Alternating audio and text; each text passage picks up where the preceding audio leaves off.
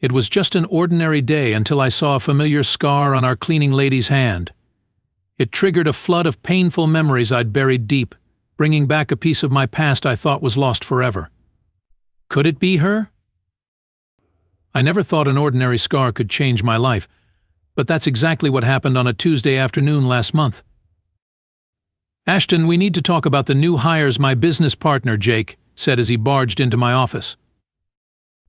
I looked up from the pile of invoices on my desk, rubbing my tired eyes. "What's up?" Jake plopped down in the chair across from me. "It's Mrs. Rodriguez, the new cleaning lady. The clients can't stop raving about her. She's getting all the good reviews and all the big tips. The other cleaners are starting to notice." I leaned back in my chair, a small smile playing on my lips.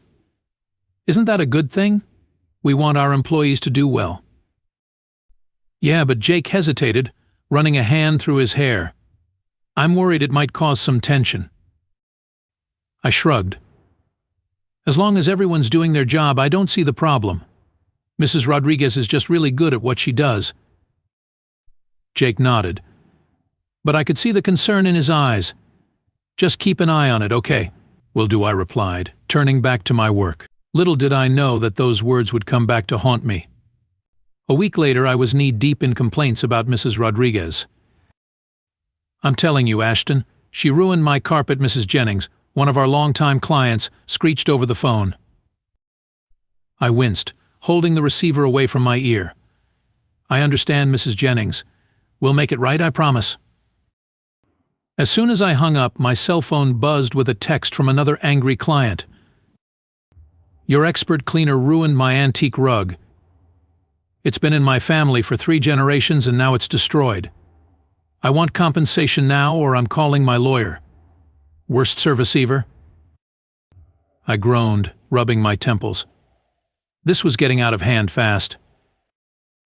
"What's going on?" I muttered to myself. Jake poked his head into my office. "More complaints." I nodded, feeling a headache coming on. "I don't get it. Mrs. Rodriguez was doing so well and now suddenly she's messing up left and right." Jake's expression darkened. "Maybe she's not as good as we thought." I shook my head. "No, something's not right here. Mrs. Rodriguez is too professional for this." "What are you thinking?" Jake asked, leaning against the doorframe. "I'm thinking we need to do some investigating." The next day, I installed hidden cameras in our supply room. It felt wrong, like I was betraying my employees' trust, but I needed answers. "Are you sure about this?" Jake asked as we finished setting up the last camera. I sighed, wiping my hands on my jeans. "No, but what choice do we have? We need to know what's really going on. Mrs. Rodriguez is a seasoned cleaning lady, and she can't be messing up. We must be missing something." Jake nodded, his face grim. "I hope you're wrong about this, Ashton." "Me too, buddy." As we left the supply room, I had a premonition that something wasn't right. 3 days later, I sat in my office, staring at my computer screen in disbelief. The footage from the hidden cameras played before me, showing 3 of our cleaners, Sandra, Alice, and Maria, tampering with Mrs. Rodriguez's cleaning supplies. "I can't believe this," I muttered, my hands clenched into fists. Jake leaned over my shoulder, his face pale. "Holy, they've been sabotaging her this whole time." I nodded, feeling sick to my stomach. We need to confront them. All of them, including Mrs. Rodriguez. She deserves to know what's been happening. "I'll call them in for a meeting. Tomorrow morning." Yeah, I agreed, my mind racing.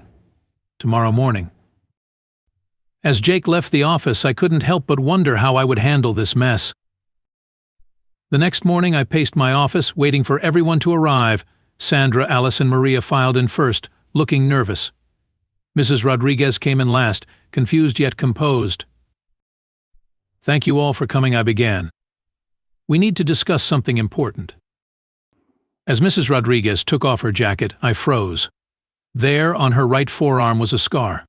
A red crescent-shaped scar that I'd recognize anywhere. Marie's painful ones came flooding back. Suddenly I was 5 years old again, huddled on a doorstep, cold and hungry. And there was Mrs. Rodriguez, though I didn't know her name then, wrapping me in a warm blanket, her kind eyes filled with concern. "No, could it be her?" I mumbled, tears brimming in my eyes. "Mrs. Rodriguez," I slowly approached her. Did you live on Maple Street about 30 years ago?" She looked startled, her eyes widening. "Yes, I did. How did you know that?" I took a deep breath, feeling tears prick my eyes. "Because you saved my life."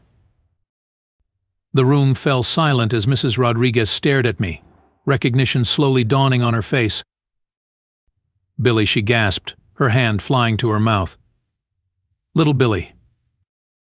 I nodded, unable to speak past the lump in my throat. Mrs. Rodriguez rushed forward, enveloping me in a hug that smelled like lemon cleaner and home. "Oh, my sweet boy," she cried. "I've thought about you every day since then." I hugged her back, tears welling up in my eyes. For a moment I felt like the scared little boy who had been abandoned by his parents. But this time I was safe, cradled in the warm embrace of the woman who had rescued me from darkness. "I never got to thank you, Mrs. Rodriguez. You changed my life that day." She pulled back, cupping my face in her hands. "I'm just so glad you're okay. When I moved away, I always wondered what happened to you." I smiled through my tears. "I got adopted by a loving family. I have a wonderful life now. I'm running a successful cleaning business, married with 3 wonderful kids. It's all thanks to you." Mrs. Rodriguez beamed, her eyes shining. "That's all I ever wanted for you, Billy." "It's Ashton now," I said softly. "But I never forgot about you." A throat clearing behind us brought me back to reality. I turned to see Sandra, Alice, and Maria shifting uncomfortably, looking anywhere but at us. My earlier anger came rushing back. "Do you 3 have any idea who this woman is?" I demanded. They shook their heads, looking terrified. "This woman saved my life when I was a child," I said, my arm still around Mrs. Rodriguez's shoulders. "And you've been trying to ruin her career because you were jealous." Alice spoke up, her voice trembling. "We didn't know. We just thought." "You thought what? That sabotaging her work would make you look better? That destroying her reputation would somehow improve yours?" Mrs. Rodriguez put a hand on my arm. "Ashton, please. I don't want any trouble." I took a deep breath, trying to calm down. "No, Mrs. Rodriguez, you don't deserve this. None of this is your fault." I turned back to the 3 women, who looked like they wanted the floor to swallow them whole. "You're all fired. I won't tolerate this kind of behavior in my company. Pack your things and leave. Now." They didn't argue as they quietly filed out of the office, leaving Mrs. Rodriguez and me alone. She sighed, looking troubled. "Ashton, I feel terrible. I didn't want anyone to lose their jobs because of me." I shook my head, taking her fragile hands in mine. "This isn't because of you. It's because of their actions. You did nothing wrong." Mrs. Rodriguez smiled sadly. "I just wanted to do my best work. I never meant to make anyone jealous."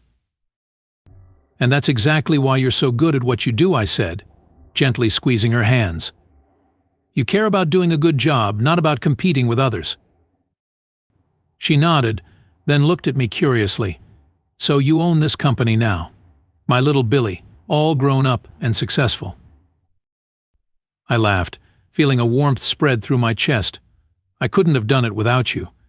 You gave me a chance at a better life." Over the next few weeks, things at the company settled into a new rhythm. Mrs. Rodriguez became our lead trainer, teaching new hires the importance of integrity and hard work. One evening, as we were closing up the office, she turned to me with a twinkle in her eye. "You know, Ashton, I always knew you'd do great things." I raised an eyebrow, amused. "Oh yeah, how's that?" She smiled, that same warm smile I remembered from 30 years ago. "Because even as a little boy you had a big heart. And now look at you, running a successful business, treating your employees with respect. I felt my cheeks flush with pride. I learned from the best. Mrs. Rodriguez patted my cheek affectionately. We both did, my son. We both did. As we walked out of the office together, I realized that sometimes life has a funny way of coming full circle. Mrs. Rodriguez had saved me all those years ago, and now, in a small way, I had also saved her. From that day on, she was more than just an employee to me. She was family, and every time I saw that scar on her arm, I was reminded that sometimes our deepest wounds can lead us to our greatest blessings.